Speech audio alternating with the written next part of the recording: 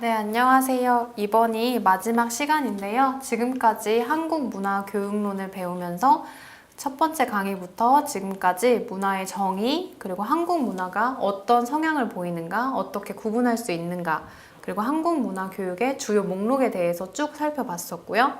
그리고 한국 문화 교사가 어떤 태도를 가져야 하는지, 그리고 문화 교육의 목표인 문화 간 의사소통 능력에 대해서도 배웠고요. 실제 사용되는 교환을 통해서 역사 교육, 그리고 문학 교육에 대해서도 배웠고, 문화 능력을 어떻게 향상시킬 수 있는지, 어떤 식으로 활동을 하는지 연습과 활용의 개념을 배우면서 그것에 대해서 한 번씩 살펴보았습니다. 그리고 지금부터는 제가 한국 문화교육론 수업을 마무리 지으면서 제가 편의상 몇 가지 용어를 굉장히 구분 없이 그냥 사용해서 여러분께 말씀을 드렸었는데요. 그 용어들을 조금씩 구분해 보면서 어떤 점이 차이점이 있는지에 대해서 말씀을 드리도록 하겠습니다. 첫 번째는 제가 수업을 하면서 되게 여러 번 자주 한국 문화 교사라는 말을 했었는데요. 실제로 한국 문화 교사는 실제 하는 직업은 아닙니다. 이거는 공식적인 명칭으로는 한국어 교원이라고 부르는데요.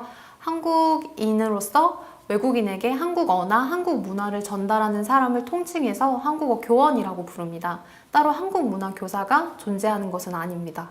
그런데 제가 이렇게 구별을 해서 한국 문화 교사라고 말씀을 드렸던 거는 요즘 분명히 한국 언어 교육과 한국 문화 교육을 나누어서 해야 된다라는 그런 의견이 제시되고 있고, 그것이 타당성을 인정받아서 그런 식으로 바뀌어가는 방향으로 진행되고 있기 때문에 한국 문화 교사라는 말씀을 드렸고, 그 중에서 그 말이 한국 문화 교육론에 대해서 이야기할 때 어떤 직업적 자세를 가져야 하고, 그것이 어떤 식으로 어떤 태도로서 이야기할 때 문화교사라는 말이 가장 잘 어울린다고 생각해서 말씀을 드렸습니다. 그래서 제가 이번에는 한국어 교원에 대해서 좀 더 자세히 설명을 드리려고 하는데요. 교원이라는 말은 사실은 굉장히 익숙한 말입니다. 우리가 중학교 교사, 고등학교 교사 같은 말을 쓰듯이 그것처럼 누군가를 가르치는 사람으로 인정을 받은 사람을 한국어 교원이라고 하는데요. 이거는 우리가 보통 생각하는 한국어 교사와는 조금 차이가 있습니다. 한국어 교원은. 그 중에 하나는, 가장 큰 차이는 임용고사를 보지 않는다는 점인데요. 임용고사처럼 따로 정해져 있는 시험이 있는 것이 아니라 한국어 학과에 입학을 하거나 그것과 관련된 다른 사이버 대학교나 아니면 평생교육원 같은 것을 이용해서 이것과 관련된 교원 자격증을 취득하는 것이 바로 한국어 교원이 되는 길입니다. 그런데 한국어 교원이 되려면 시험을 보지 않는다라고 말씀을 드렸잖아요. 따라서 대학에 갔을 때 그 4년의 과정 동안 국립국어원에서 정해준 그런 과목들을 다 이수했을 때 졸업을 하고 나서 내가 한국어 교원으로서 자격이 있다라고 심사를 받게 됩니다. 그 심사를 통과했을 때 한국어 교원으로 인정을 받고 교원 자격증을 받게 되는 것입니다. 따라서 지금 제가 국립국어원이라는 말씀을 드렸는데요. 보통 교사를 관리하는 것은 교육부 같은 곳인데, 국립국어원에서 이것을 관할한다는 점에서 조금 다른 방식으로 한국어 교원이 다른 교사와 취급되고, 그리고 그것이 활용되고 있다는 점을 말씀드리고 싶습니다. 한국어 교원은 1급, 2급, 3급 나눠져 있는데요. 한국어 학과, 그렇게 대학을 졸업하면 2급을 주어지게 됩니다. 그리고 가장 높은 단계는 1급인데요. 1급이 되기 위해서는 법적으로 인정된 한국어 교육기관에서 2000시간 이상 강의를 하게 되면 1급으로 승급을 하게 됩니다. 그래서 이 급수에 따라서 다른 곳에서 한국어 교원으로 취직을 하거나 아니면 그것을 봉사활동의 하나의 능력으로 사용했을 때 1급, 2급, 3급에 따라서 뭔가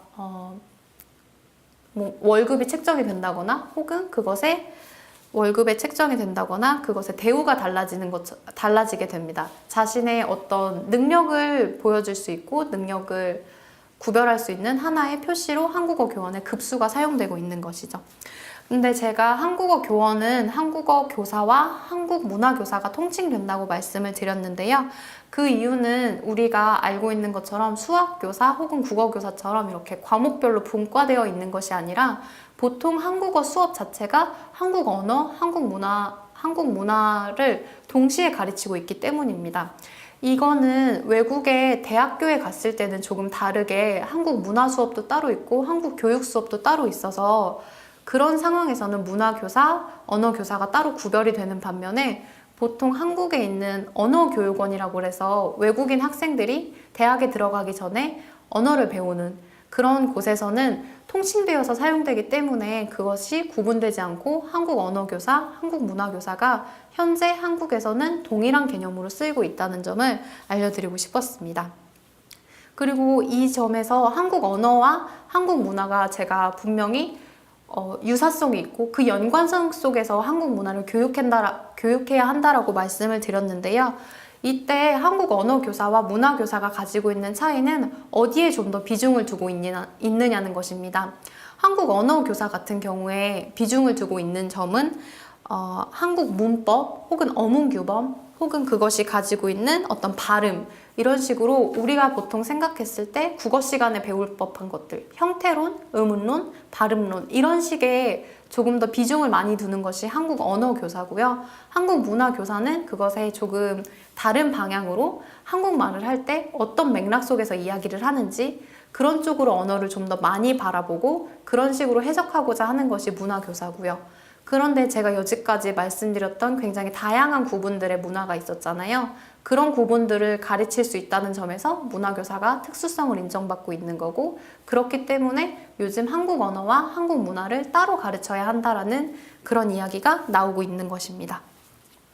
이렇게 제가 첫 번째 한국 언어교사, 한국 문화교사에 대한 제가 여지까지 혼용해서 사용했던 그런 단어들을 말씀드려보고 한국어 교원에 대해서 설명을 드렸고요. 두 번째로는 제가 한국 문화 교육 대상자에 대해 첫 시간에 말씀을 드렸었는데요. 그때 외국인일 수도 있고 다문화 가정 자녀일 수도 있고 결혼을 위해서 한국에 온 사람들 혹은 이주 노동자 그리고 한국인들까지도 이런 한국 문화 교육이 필요하다고 말씀을 드렸었습니다. 그러면 제가 지금까지 말씀을 드린 건 대부분 한국에 거주하고 있는 사람들을 이야기하고 있는데요. 이것과 반대로 외국에서 한국어를 공부하고 한국 문화를 공부하는 외국에 있는 대학에 다니는 사람들에 대해서도 말씀을 드린 적이 있습니다. 그런데 이 사람들뿐만 아니라 한국인인데 외국에 살고 있는 사람들도 한국 문화 교육의 대상자가 될 수 있습니다.